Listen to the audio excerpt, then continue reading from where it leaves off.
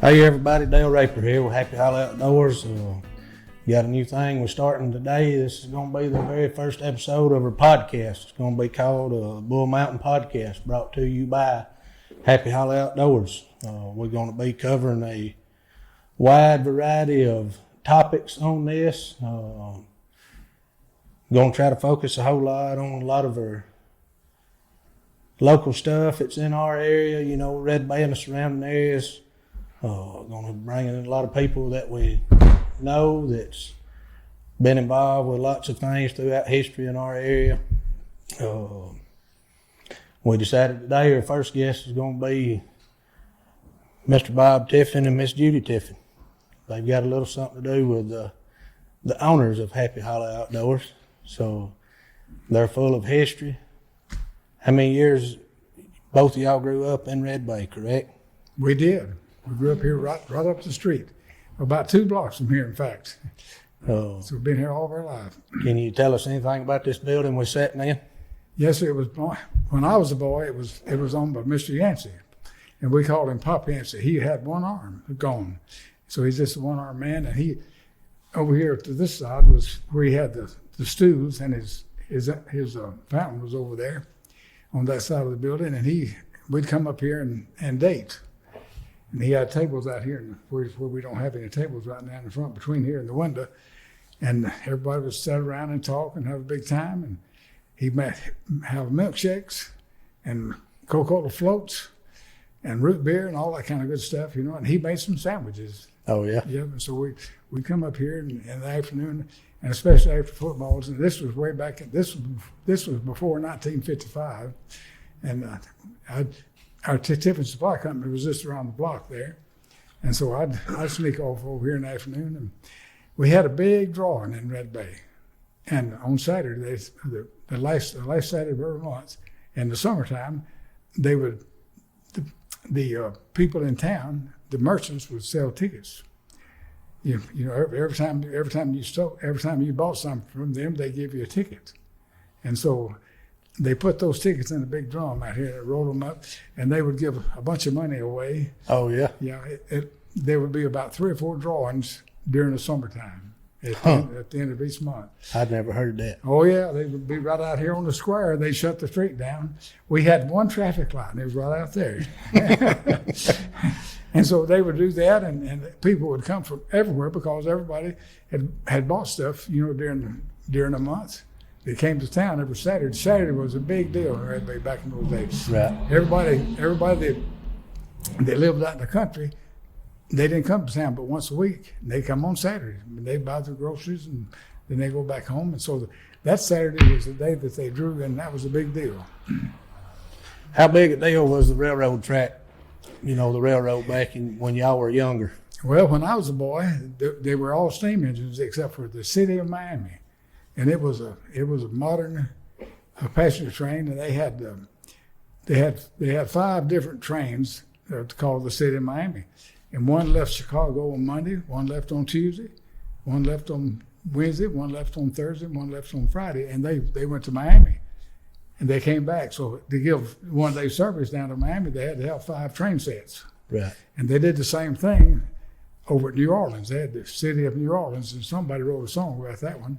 Riding on the city of New Orleans. Y'all remember that? Oh, yeah. Willie Nelson, he sang it for sure. Yeah. Somebody else made it. And those were sister trains. They were identical. The only difference in was the name on the side. And so we'd watch the city go by. It ran through here at 80 miles an hour. And so we'd go down, it would just sweep the tracks back. And so, but we had 3 other passenger trains called the Seminoles. There was number 7, number 8, and number 9 Seminole, and they ran they unloaded here every night at 10 o'clock. And so when they unloaded down here at the depot, it was right down the street here. There would be people from 4 or 5 counties come here to meet it because there was not another passenger service. They came through here around there. See, there was not one in Fulton, and there wasn't one at over in Hamilton, not like this. Right. And of course the people came from Haleville over here, between here and Haleville to Hackenberg and Hodges and all. They came around here to meet the train at 10 o'clock at night, so it was a big deal. Yeah. And every now and then somebody would be unloaded down there that had passed away. They'd be in a casket. They'd unload the casket down there and take it to the funeral home. Right. We saw that when we was growing up. What about, was there a lot of merchandise came in on the train? Well, in the beginning, Daddy talks about a drayman. Do y'all know what a drayman is? I don't have a clue. That's a guy that hauled the freights from the depot. Oh, really? So they had a dock down on the backside of the depot, and they had these iron wheel buggies. And so they would, if it was real heavy, they'd pull it with a horse, and if it wasn't, they could pull it by hand. Right. And so they would, the packages and everything would come in all during the day, and one time in the afternoon around 2 o'clock, the drayman would go down there and pick up all the packages, and he'd distribute them out in town here. And the first drayman we had was Horace Jackson. Horace Jackson. Horace Holmes Jackson. Yeah, he was Clive Jackson's brother. I was aimed to ask you if he was any kin to Yeah, Clive. and the policeman was Lucius Jackson, and that was his daddy, and Clive Jackson's daddy. And buddy, he ruled with an iron fist. I'm telling you, all these guys from World War II came back after 1945 when the war was over, and man, they were wild as a buck. And that mean they wanted the streets of Red Bay was not a real safe to be right there, especially on Saturday night. But he finally cleaned it up. The calaboose was right up the street here. You know where the old calaboose was? Yeah, I do. You tell that where it's at. Yeah, though, well, if you it was don't mind. behind Tom Wright's shoe store. But between Tom Wright's shoe store and the city hall now, in that lot right there. Right. And that was the funniest thing in the hall. And he would kick them all the way up there and block them up if they was drunk at night. Of course, you couldn't do that now. No. But I remember one Saturday night was pretty rough, and so me and David, we just lived up the street there, just 1 block away. So we walked down there one Sunday morning, and this guy had one little window about 12 or 18 inches square and had armed bars on it. And this guy was just hauling in there, and he said, "Oh, I said, I need water." he was on a big drunk, and so he was just starving to death. So me and David, we looked at him, and we went, and we didn't know what to do, so we ran off. So there's a lot of stuff that happened in Red Bay when I was a boy. We played football down in Mr. Neighbors' yard. Bill Neighbors lived down the street down here, right across from Neighbors' store, and so there'd be 4 or 5 of the 6 of those guys get together, and we played touch football down there. Sometimes we played tackle too, and it got really rough. But we had a lot of football games down there, and the theater was just across the street over here. And so when I was a boy, you could get in the theater for a dime, and you could stay all day on Saturday. Later on, it went up to 20 cents, and then a little bit later, it was a quarter. But you could stay there, and I've stayed many days and watched Roy Rogers and Dale Evans and Gene Autry, Hopalong Cassidy, and all those guys. Right. And we'd see it over and over and over again. Then they'd have Mickey Mouse and the cartoons, and we have seen all those. I used to go down there. Mother just let us go down there and stay all day. Yeah. And then if we had something to do, we'd have to come back out in the afternoon. But we stayed down there many hours at the theater. Of course, it's gone now. But down there where the water tower is and the caboose, that's where the theater was. That's where it was at. Mm-hmm.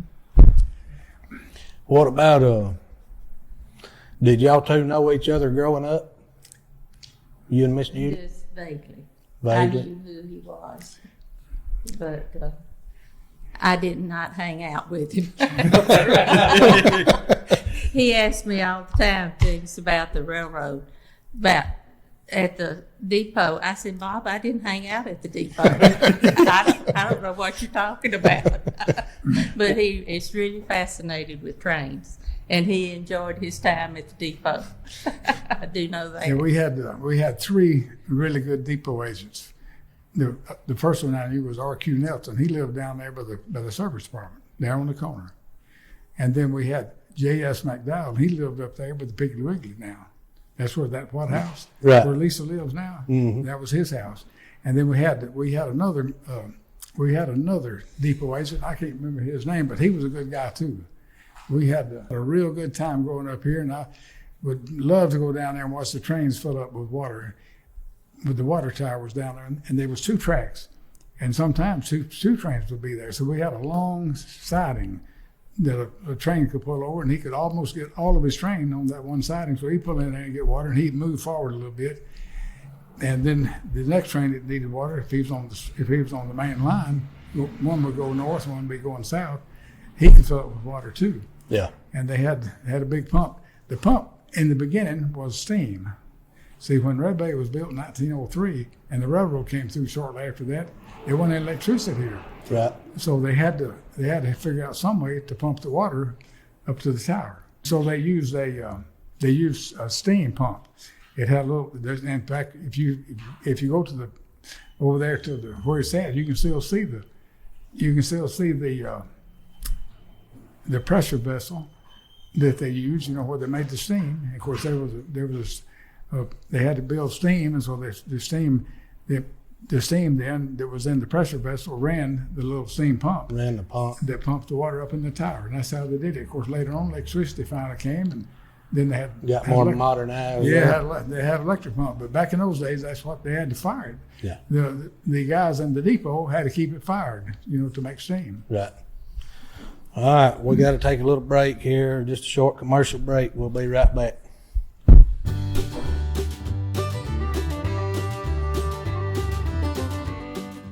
Welcome to Happy Hollow. Here you can find a wide variety of products, including home decor, apparel, western wear, pet supplies, baby clothes, boots, gifts, and of course, our year-round Christmas selection. As you make your way to the back, you'll be greeted with our outdoors section, which includes hunting, fishing, camping, guns, and ammo, as well as our gunsmith shop. Oh, and take a moment to sit and warm up next to our fireplace. Take the elevator or the stairs up to our second floor, where you will find our sports section, which includes a wide variety of golf supplies, baseball, softball, football, disc golf, and many other sports products, even pickleball. No matter what you're looking for, there is always something to find at Happy Hollow Outdoors, located at 985 9th Street West, Red Bay, Alabama.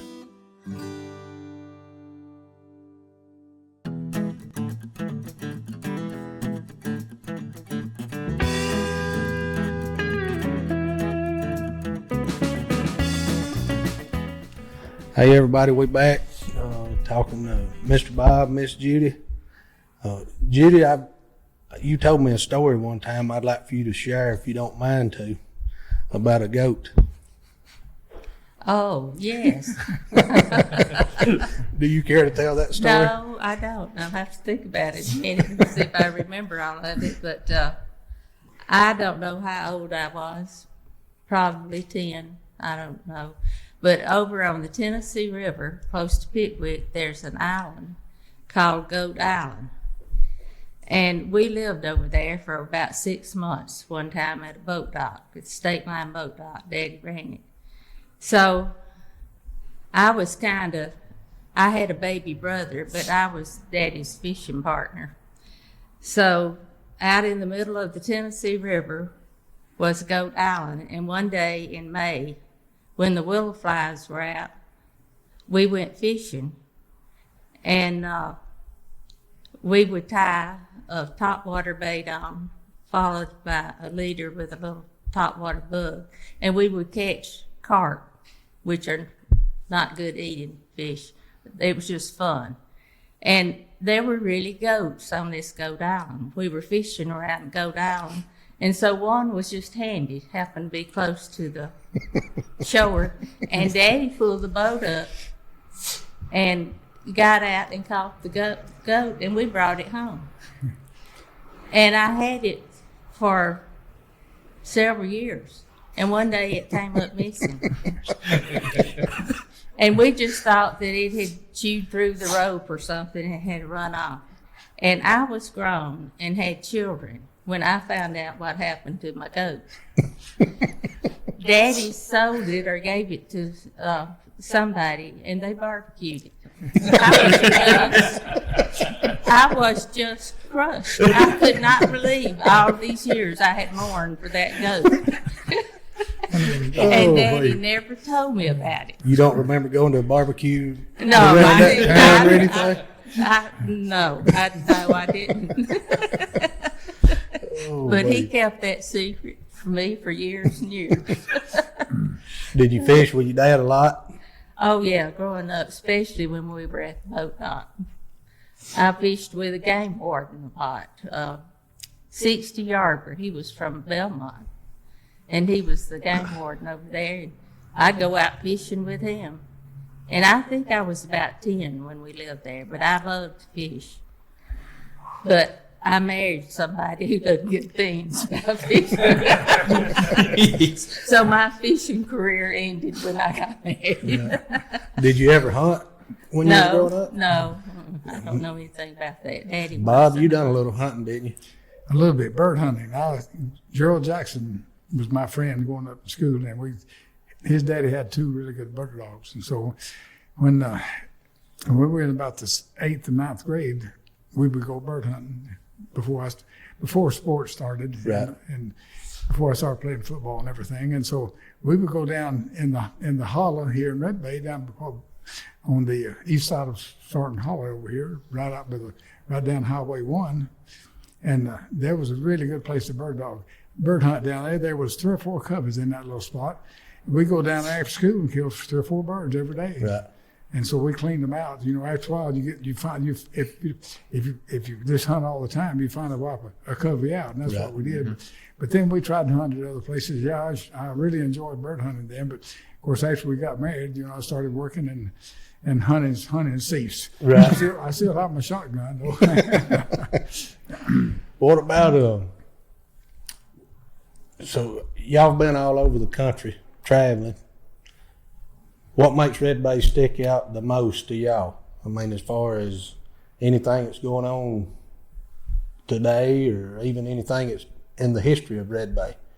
Well, Red Bay is a really, really good place to live. When back in those days, it was about 2,500 people. Now we've got about 3,500 people live here, and we have good folks here in Red Bay, right? And always has been. Of course, my dad started in business here in 1941, Tiffin Supply Company, and I sort of grew up in that business. I can remember. I was born in 1942, so I can remember a little about everything that went on from 1945 to 1948. The war was over in 1945, and so I didn't see this, but I heard Mother Em talk about it. When the war was over, everybody got a dishpan, and they got them a big spoon, and they marched around town here. The day they heard war, and that was really something. That's a matter of history. That happened all over the country then. Right.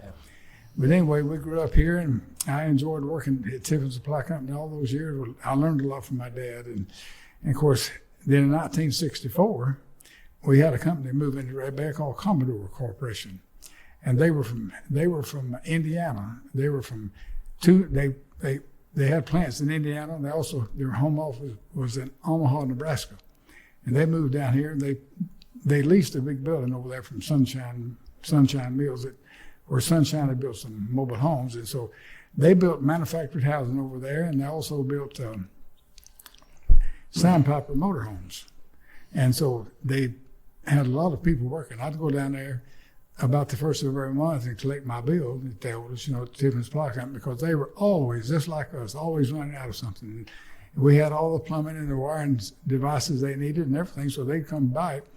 And so all of a sudden, after they'd been in business about 4 years, they left. They left Red Bay. And so, but the employees of that company built two factories. They built one in Iuka, Mississippi, and one at Tremont. And they built sunliners in Tremont. They also built safaris at Iuka. And of course, we sold them a lot of stuff. All those guys lived around town here that worked at both plants, and they'd come by in the morning and get some things, and they'd come by in the afternoon. And of course, there again, I'd go back at the first of every month and try to collect.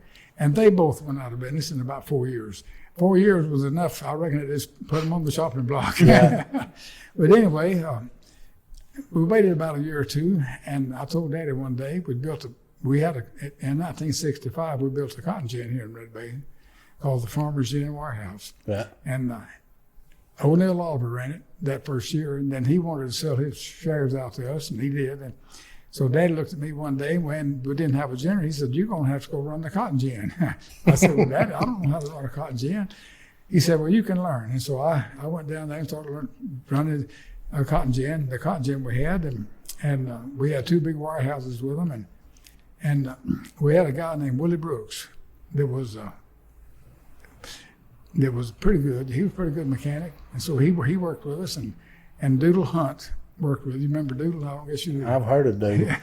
Anyway, those two ran the press, and then Tom Holland was another guy that worked with us, and he made the ties. We had to make up ties then. That was before wire ties came into existence, and so we started running the gym. We ran the gym. I ran it from 1966 through 1977. We sold it in 1978. But during that time, Commodore left, and so I had the idea we might could build motorhomes. And so I told Dad we had the warehouse down there. We for some reason or other, we built a big warehouse down there where the cabinet shop is now. But, well, I know why, because we ran out of room to store cotton. The year before, we needed more room. Right. That's a good problem. And so we built that warehouse, and of course, that year in 1971, we had a terrible crop. Right. We just didn't make much cotton that year at all. So we decided to go in the motorhome business in that warehouse, and that's where the cabinet shop is now. And of course, we've added on. I can't enumerate the times we've added on to the plant to build motorhomes in. And we built a lot of motorhomes. We built about 93 or 94,000 motorhomes since we started. That's several, ain't it? That's a lot of motorhomes, a lifetime of them. What about? So, what year did you leave Tiffin Supply then? Well, I worked there every summer. Every year after ginning season. But in 19, I guess it was in the late 60s, early 80s. Well, I left the store when we started the motorhome plant. So the first year we built the motorhomes in 1972 in the fall, I stayed at the store most of the time. I'd come down there once in a while. But then in 73, we started production in essence in 1973. And January the 2nd, we started building our first motorhome. We started building one a day. And then by April that year, we was building 2 a day. And then later on, we built 3 a day. Then I started staying at the motorhome plant all the time then. And we came right along, and we was doing really good. I said, man, we're going to really do fine. And then we had the Arabian oil embargo, gas lines. Everybody had to line up to buy gas. So you couldn't hardly give a motorhome away with people on the nightly news telling how short gas was. Yeah. It was not short. It was everybody just thought it was short. Yeah. Because just the minute it went up a little bit, there was plenty of gas. Yeah.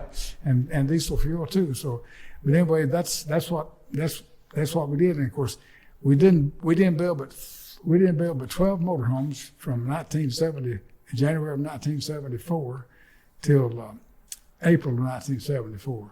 Just 12 units. We laid everybody off except the supervisors. And so when it sort of picked up again in the summer of 1974, we started calling some of our folks back. And then we went to the Louisville show that year. We got up there and we walked through the Louisville show, and I was shocked. About half of all the manufacturers were gone. They weren't there. And there was these huge spaces. There wasn't anybody had any displays in. They had bought the space, but they weren't broke, so they didn't come to the show. And so we sort of gained the market by default by them all going out of business. Yeah. And so as time went on, we just kept growing more and more owners, more and more customers, and we were very fortunate because we set up some really good dealerships during that time. Yeah. And so that's how we've been able to keep it. And of course, we've tried our best to take care of our owners all these years. What about Judy? Tell me a little bit about what your father done. Well, Or tell me a lot. If you want to tell me a lot, that's okay too. I said tell me a little bit, but you can tell me whatever you want to tell me. well, I don't hardly know where to start. My mother and Daddy lived here. His dad was a preacher.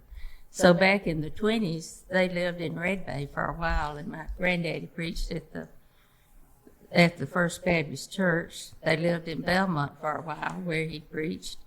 And then they moved to Gewen. And that's where Daddy graduated from high school. Well, no, he was in high school, and for some reason they closed the high school in Gewen.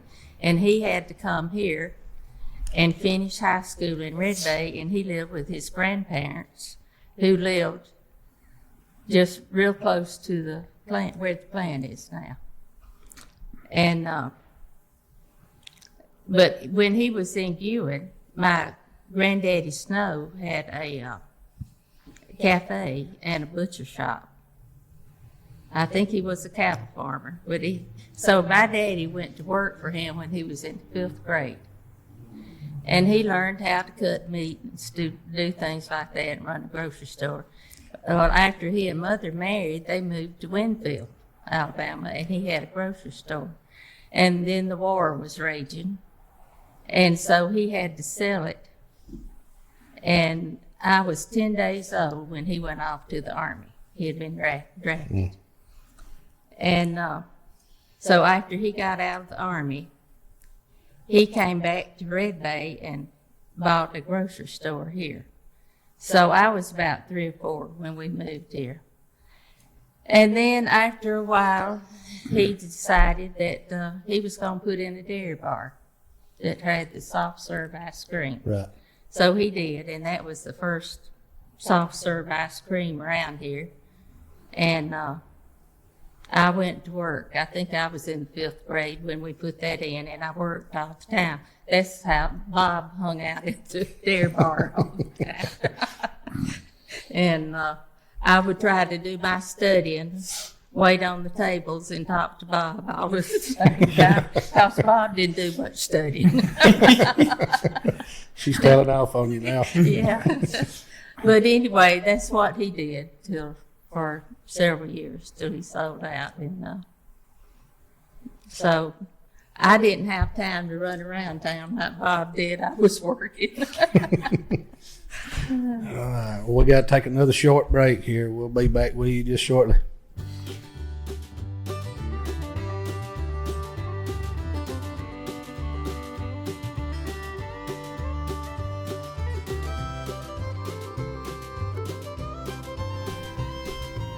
All right, so we're back. We've been scattered all over the place here as far as questions and where we went, but that's fine. That's the way good conversations go, in my opinion. But anyway, Bob, you talked about running the cotton gin just shortly ago.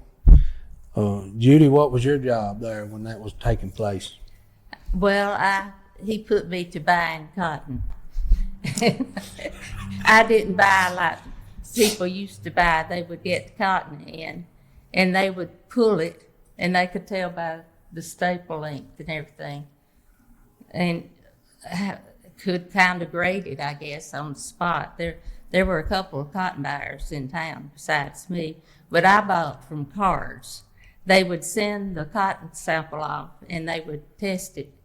Where did they test it? Montgomery or somewhere? They sent it to Birmingham, to the United States Department of Agriculture out there. And then they would send a card back, like a report card, what grade Different it grades. made.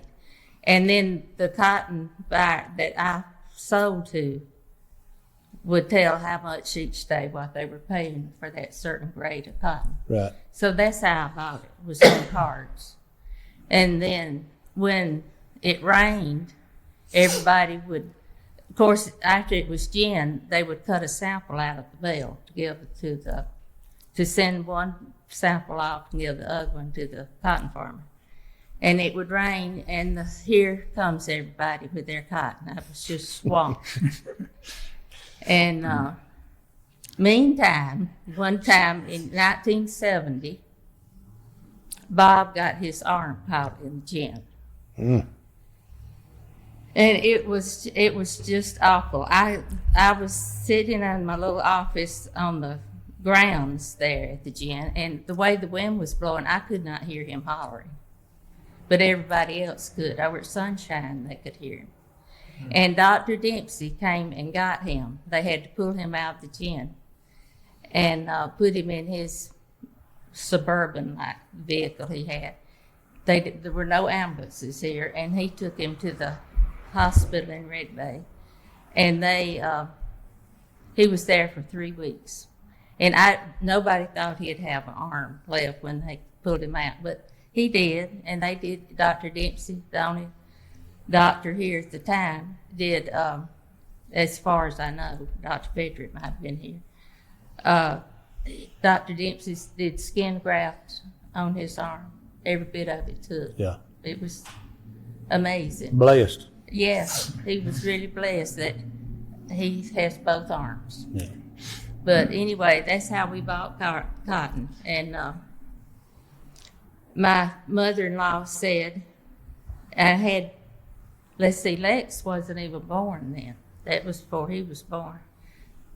And I had 2 little boys in school.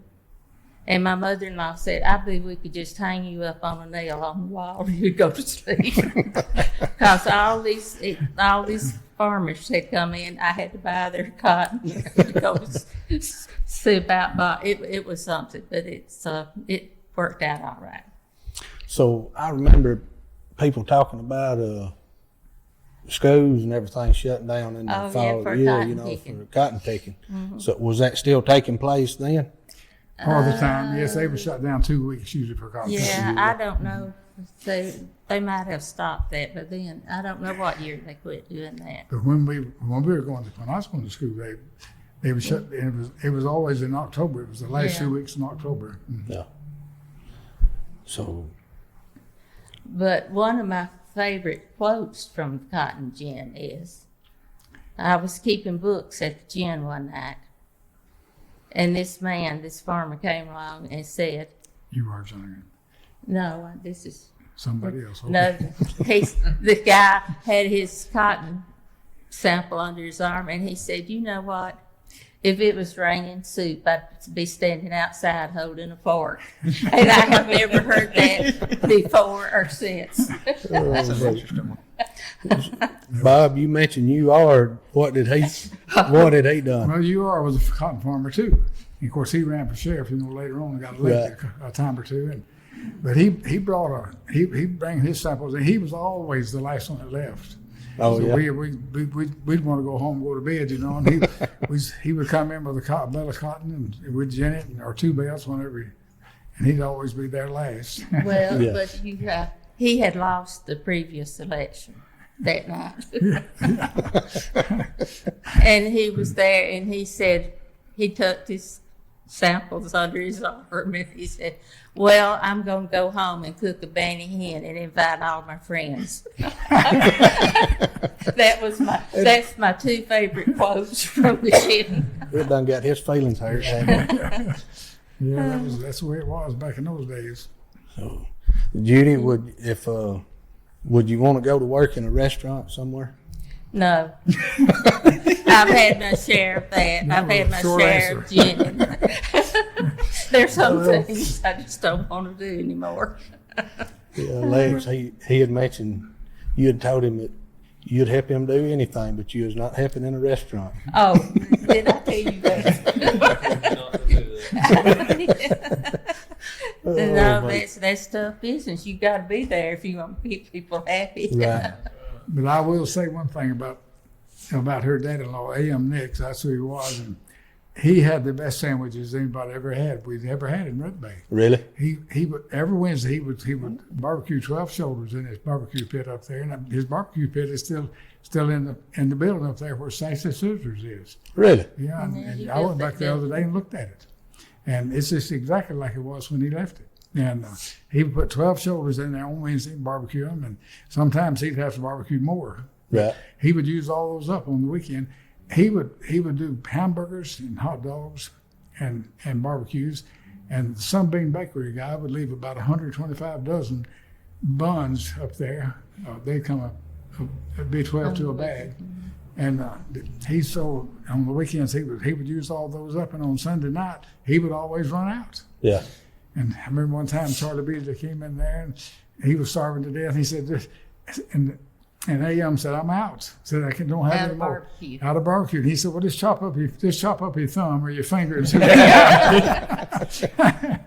thought that was amusing. Yeah. He was hungry, wasn't he? Yeah, it was really hard. But what is Bob? You care to tell a little bit about the Dinky line? You care to tell a little bit about that? The doodle bug. No, the dinky line. The dinky line. Yes, we had. There was 2 dinky lines here in our part of the country back in the old days. Back when Smith Lumber Company was here cutting timber, Right. and they had the big sawmill up here. And so one line, it was an narrow gauge railroad, is what it was, and it went all the way over to Pleasant sites, and the farmers and the log cutters would bring logs to it, and it would haul. Back then, they had 2 sawmills here. The big one was Golden Sawmill down at Golden, Right. and they had a modern mill really for the time.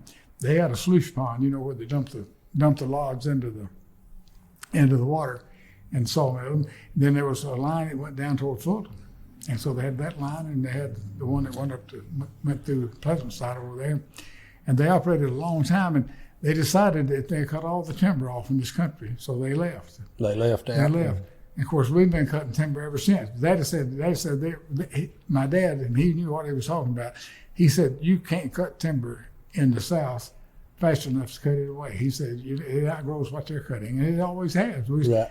Can you imagine how many loads of pulpwood come through here every week through Red Bay? There's no telling. Right? And it has been since the beginning. Yeah, that's right. Since they put in the big paper mill at Counts, Tennessee. Right. And I mean, that is a going industry, and I don't see any way for it to just keep going. Right. There's been several families in this part of the country that might have lived doing that for years and generations. It started off with 54-inch. They cut the logs up in 54-inch lengths, and they load it crossways on the truck. Right.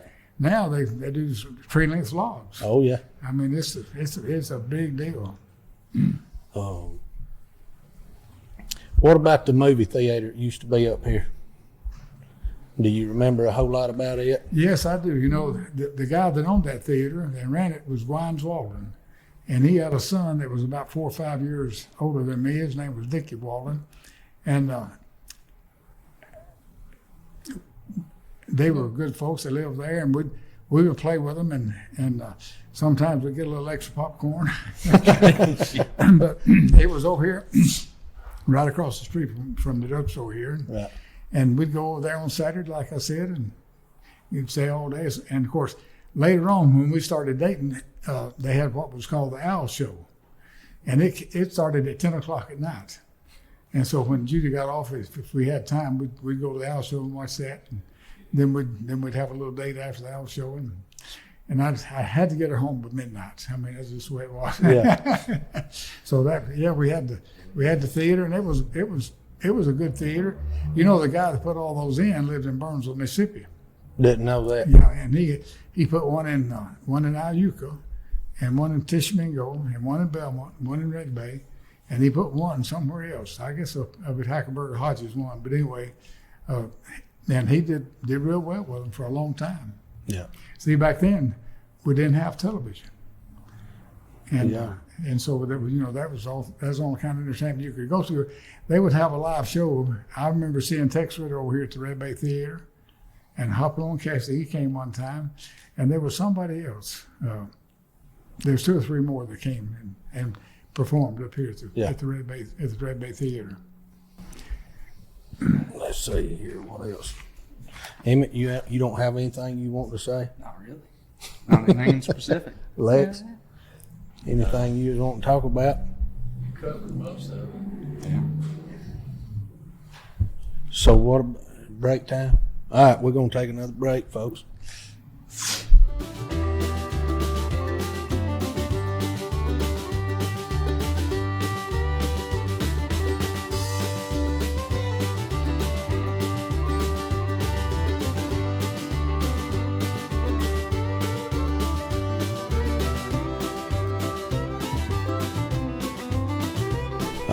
You ready? All right, folks, we're back here. Still sitting here with Mr. Bob and Miss Judy. So to wrap this thing up, is there anything in particular you'd like to tell? A story maybe that happened when you was a kid or an adult or whatever? Well, I would like to talk about my dad. Alex Tiffin. He started Tiffin Supply Company. What is Tiffin Supply Company now? As I mentioned before, in 1941. Of course, I came along in 42, and then I grew up in Tiffin Supply Company. But without him, but without his foreknowledge and his stickability in business, we wouldn't be here today. Right. And so he was really, really a good merchandiser. He had a wide variety of all kinds of building supplies.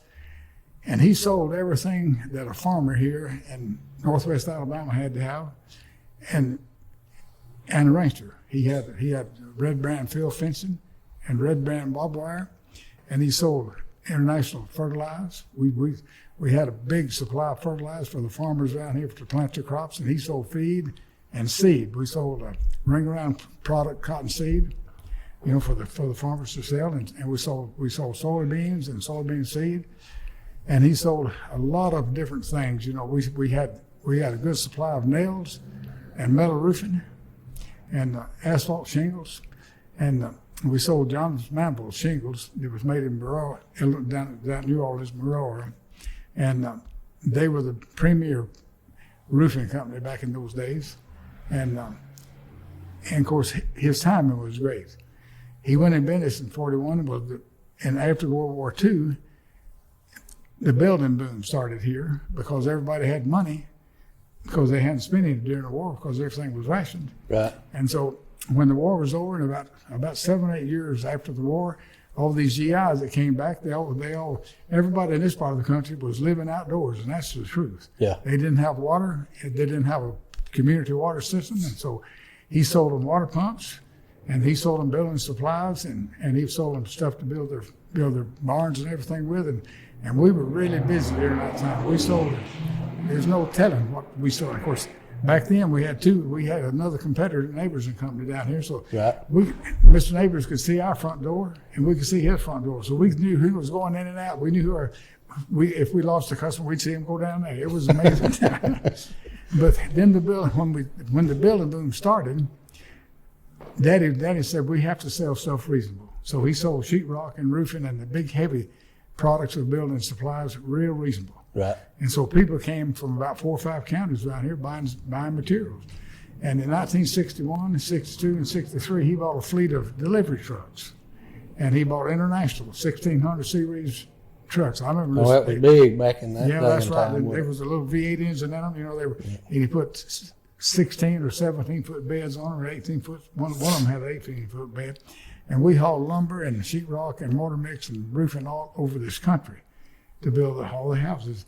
And back then, most all the houses, the little houses like that, they were 12 to 16, 1,600 square feet, and they were all brick. Yeah. And so we hauled the brick back then, and we had two brick companies we hauled them from, Cornish Brick Company and Columbus Brick Company. Mm-hmm. And we could haul about 4,000 or 5,000 brick on one of those trucks, and that's all you could get on it. So you'd have to make 3 or 4 trips for every house. Right. And boy, I tell you what, that was a job unloading brick.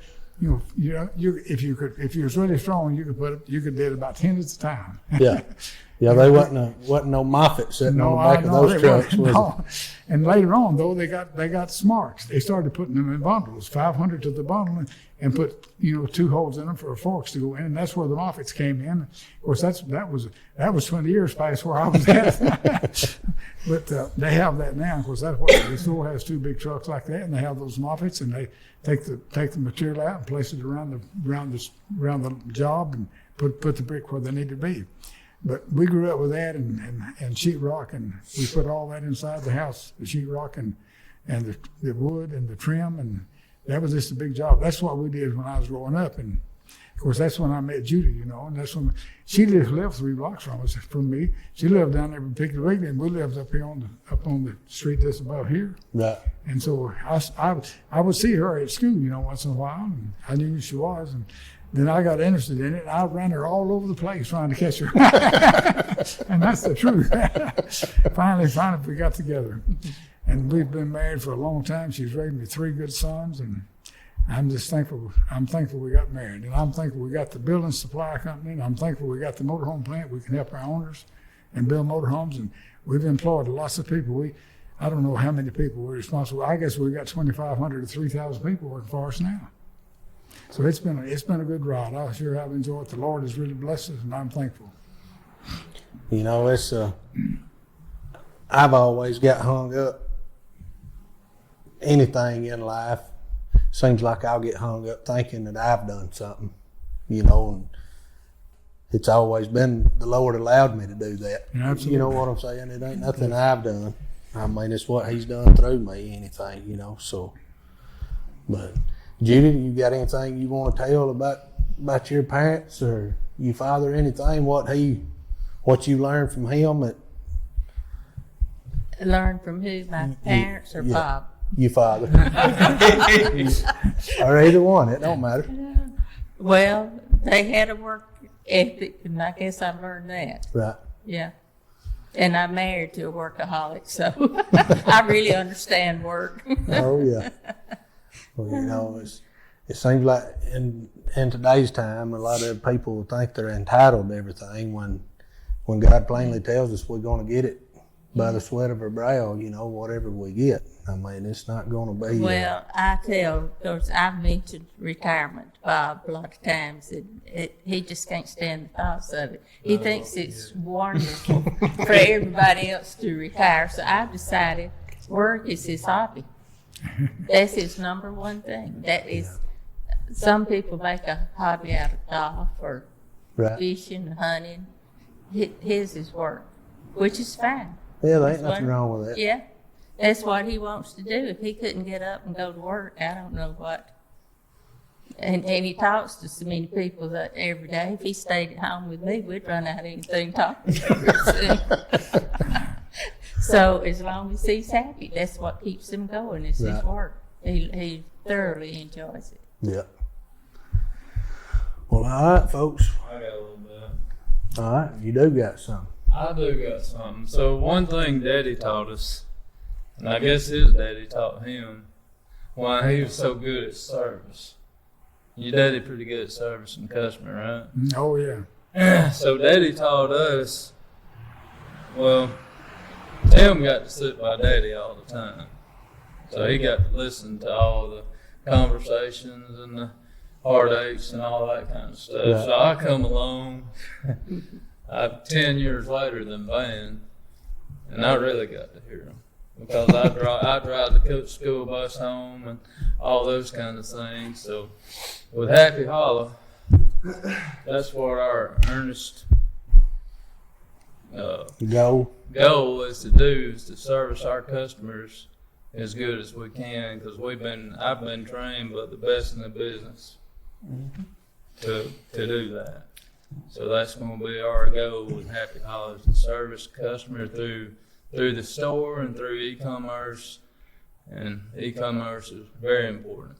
But that's going to be our goal from here throughout our growing stages. So that's pretty much all I've got. And I appreciate my parents and the raising they gave me through the good Lord. Mm-hmm. And I appreciate him too. yeah, that's pretty much all I've got. Well, that's good. Appreciate I mean, that. we got the best example to look for a successful business in our own family. I mean, that's a blessing right there. And man, he got a good mama and he got a good wife. And she's the owner of our company. And so, She'll be on a podcast someday. yeah, she We'll get her in front of a camera again. So she got some big shoes to fill too. Mm-hmm. Anyway, Emmett, you got anything else? Just blessed to be doing what I'm doing right No, now. it is. It's a blessing all around. But well, if y'all got anything else y'all like to I share, don't have anything else. Miss Judy? All right, folks. Well, that's going to wrap up this first one. We appreciate it. Y'all have a good day.